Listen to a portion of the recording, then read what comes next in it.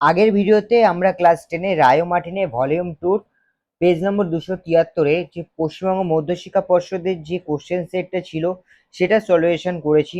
আজকের ভিডিওতে আমরা ভলিউম 2 রায় ও মার্টিনের school number 1 Balurghat girls high স্কুলের যে কোশ্চেন সেটটা আছে সেটার অ্যান্সার গুলো সেই কোশ্চেনের পেপারটা সলভ করবো। তো ফার্স্ট, নৈশদ্যুতি মেঘ সৃষ্টি হয় মেসোস্ফিয়ারে, বাষ্পীয়মান ভাব হয় অ্যাটোমোমিটার, অশ্বকাংশ দেখা যায় উভয় গোলার্ধে 25 ডিগ্রি 35 ডিগ্রি অক্ষরেখার মধ্যে, আটলান্টিক মহাসাগর নিম্নের কোন শীতল সমুদ্র স্রোতটি দেখা যায়, সেটা হবে ল্যাব্রাডর স্রোত।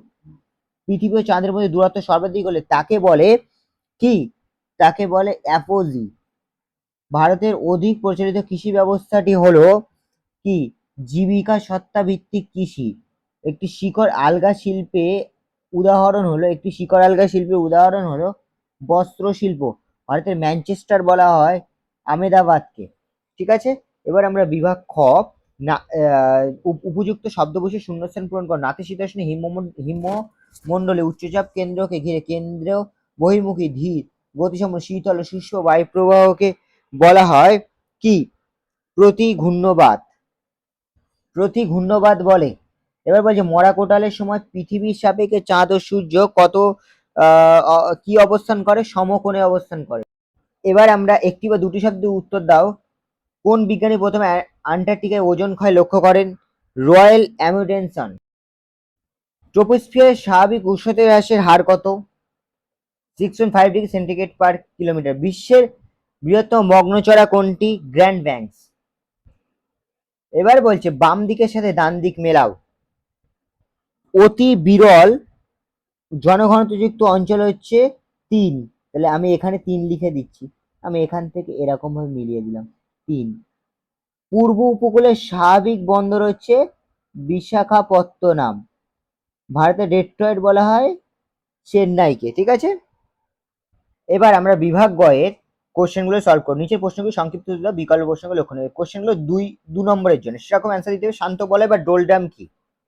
শান্ত বলয় বা ডোলডাম যেখানে বাতাস ঠিকমতো প্রবাহিত হয় না বা একেবারেই শান্ত থাকে তাকে শান্ত বলয় বা ডোলডাম বলে। আপেক্ষিক আর্দ্রতা কাকে বলে? আপেক্ষিক আর্দ্রতা বায়ুতে বিদ্যমান জলীয় বাষ্পের পরিমাণ এবং সেই তাপমাত্রায় বায়ু সর্বাধিক যত জলীয় বাষ্প ধারণ করতে পারে এই দুইয়ের অনুপাতকে আপেক্ষিক আর্দ্রতা বলে। পরের কোশ্চেন, শৈবাল সাগর কাকে বলে? শৈবাল সাগর বলতে এমন সমুদ্র বা জলাশয়কে বোঝায় যেখানে প্রচুর পরিমাণে শৈবাল জন্মায় এবং জলের ওপর ও ভিতরে ঘনভাবে ছড়িয়ে থাকে। বান ডাকা কি? বান ডাকা যখন হঠাৎ করে ঢেউ বা জোয়ার প্রচন্ড গতিতে নদীর ভিতরে ঢুকে পড়ে এবং জল ফুলে ওঠে তখন তাকে বান ডাকা বলে। খারিফ ও রবি ফসলের মধ্যে দুটি পার্থক্য লেখো। খারিফ ও রবি ফসলের মধ্যে পার্থক্য এই যে তোমরা এখান থেকে দেখে দেখে এখান থেকে 4টে পয়েন্ট তোমরা তুলে দেবে। ঠিক আছে, এটা তোমাদের প্রান্তিকের বই 346 নম্বর পেজে আছে। যদি তোমাদের কাছে রায়মার্টিন থেকে তোমরা রায়মার্টিন থেকেও পড়তে পারো, কোনো অসুবিধা নেই। তথ্য প্রযুক্তি শিল্প কি? তথ্য প্রযুক্তি শিল্প এই হচ্ছে তথ্য প্রযুক্তি শিল্পের সংজ্ঞা। বিষয় কম্পিউটার টেলিযোগাযোগ ব্যবস্থার সাহায্যে বিভিন্ন প্রকার তথ্য সংগ্রহ সঞ্চয় বিশ্লেষণ পরিমার্জন প্রভৃতি কাজ যখন শিক্ষা ব্যবসায়িক প্রয়োজনে জলবায়ু বিশ্লেষণে ব্যবহার করে তখন তাকে তথ্য প্রযুক্তি শিল্প বলে বা আইটি ইন্ডাস্ট্রি বলে। তোমরা এই পর্যন্ত লিখে নেবে। অনুসারী শিল্প কাকে বলে?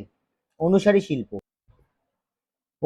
শিল্প কাকে বলে? বৃহদায়তন মূল শিল্পের প্রয়োজনে মূল শিল্পের পাশে গড়ে ওঠা অসংখ্য ছোট ছোট শিল্পকে অনুসারী শিল্প বলে।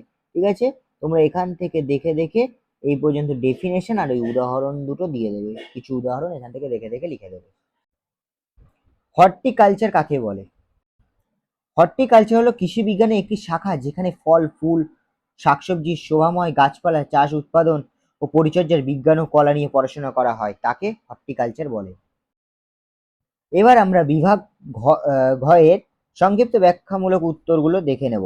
ফার্স্ট কোশ্চেন আছে নিরক্ষীয় অঞ্চলে সারা বছর ধরে নিয়মিত পরিচলন বৃষ্টিপাত সংঘটিত হয় কেন? এই যে নিরক্ষীয় অঞ্চলে পরিচলন বৃষ্টিপাত হয় কেন, এটা হচ্ছে কোশ্চেন। আর তোমরা এখান থেকে এই পর্যন্ত অ্যান্সারটাকে লিখে নেবে। ঠিক আছে, এটা তোমাদের প্রান্তিকের বই 135 নম্বর পেজে আছে। এটা বেশ ছোট করে লেখা আছে। এবং পরের কোশ্চেন অথবা দিয়ে তিনটি বিষয়ের ভিত্তিতে ক্রান্তীয় ঘূর্ণাবর্ত ও প্রতিভা ঘূর্ণাবর্তের মধ্যে পার্থক্য নিরূপণ করো। এই যে এখানে তোমাদের ক্রান্তীয় ঘূর্ণাবর্ত প্রতিভা ঘূর্ণাবর্তে তিনটে বিষয় আছে, বিষয় লিখে দেওয়া রয়েছে, তোমরা এখান থেকে দেখে দেখে লিখে নিও। ঠিক আছে, তিনটে জায়গায় আরো বেশি দেওয়া রয়েছে, যেটা ইচ্ছা সেটা লিখে নিও। পরের কোশ্চেন, সমুদ্র তরঙ্গ সমুদ্র স্রোতের মধ্যে পার্থক্যগুলি আলোচনা করো।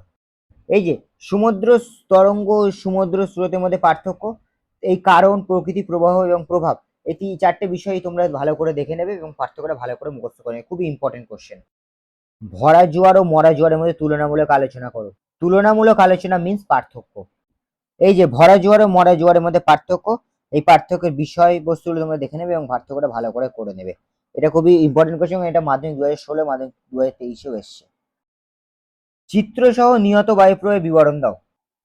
তোমরা এই কোশ্চেনের অ্যান্সারটা এখান থেকে লেখা শুরু করবে, এই অবধি লিখবে ফার্স্ট, তারপরে আবার এই অবধি লিখবে। ঠিক আছে, আর সঙ্গে ছবিটা আঁকবে। ঠিক আছে, এই অবধি লিখবে আর সঙ্গে ছবিটা আঁকবে। এটাই নিহত বায়ুপ্রবাহের ছবি। অথবা কোশ্চেন, বায়ুমণ্ডল উষ্ণতা তারতম্যের কারণগুলি ব্যাখ্যা করো। এই যে বায়ুমণ্ডল উষ্ণতা তারতম্যের কারণগুলি ব্যাখ্যা করো, এটা খুবই ইম্পর্টেন্ট কোশ্চেন। ঠিক আছে, এটা মাধ্যমিক 2017 এবং 2023-এ এসছে। তোমরা এখান থেকে লেখা শুরু করবে।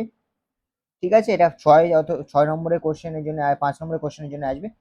তোমরা এই পর্যন্ত লিখবে। ঠিক আছে, এবং তার পাশে পুরোটা এই যে এখান থেকে লেখা শুরু করবে, এই বায়ুপ্রবাহ সমুদ্র স্রোতের এই পর্যন্ত লিখবে। ঠিক আছে, মানে তোমাদের পুরো একটা পেজ লিখতে হবে। ঠিক আছে, আশা করি এবার এবার তোমাদের বুঝতে আর কোনো রকম কোনো অসুবিধা হচ্ছে না। ঠিক আছে, পুরো এই পেজটাকে লিখতে হবে। পরের কোশ্চেন বলছে, ভারতের অসম ও জনসংখ্যা বন্টনের 5টি প্রধান কারণ উল্লেখ করো। এই যে জনসংখ্যা বন্টনের কারণ তোমরা এখান থেকে লিখবে। ঠিক আছে, এই পর্যন্ত আগে ফার্স্ট লিখবে, তারপরে তোমরা এখান থেকে আবার এই পর্যন্ত লিখে নেবে। এটাই হচ্ছে তোমাদের অ্যান্সার এই পর্যন্ত। ঠিক আছে, অথবার কোশ্চেন, পূর্ব ভারতে লৌহ ইস্পাত শিল্পের একদেশী ভবনের কারণগুলো কি। এই যে তোমরা এই কোশ্চেনের জন্য এখান থেকে লেখা শুরু করবে। ঠিক আছে, এই অবধি লিখবে, তারপরে তোমরা এখান থেকে লেখা শুরু করে এই পর্যন্ত লিখবে। ঠিক আছে, এই ছিল আজকের আমাদের স্কুল নম্বর 1-এর কোশ্চেন পেপারের সলিউশন। যদি ভিডিওটা ভালো লেগে থাকে তাহলে অবশ্যই লাইক কমেন্ট সাবস্ক্রাইব করে দিও। পরের ভিডিও দেখা হচ্ছে বেগম রোকেয়া স্মৃতি বালিকা বিদ্যালয়ের কোশ্চেন অ্যান্সারের সেটটা নিয়ে। সেখানে আমি তোমাদের প্রত্যেক কটা এমসিকিউ, এসএকিউ, প্রত্যেক কটা কোশ্চেন কোথায় কেমনভাবে লিখতে হবে সেগুলো পুরোটাই যেমনভাবে এই ভিডিওটাতে দেখলাম তেমনভাবে দেখিয়ে দেবো। তো চলো, দেখা হচ্ছে পরের ভিডিওতে।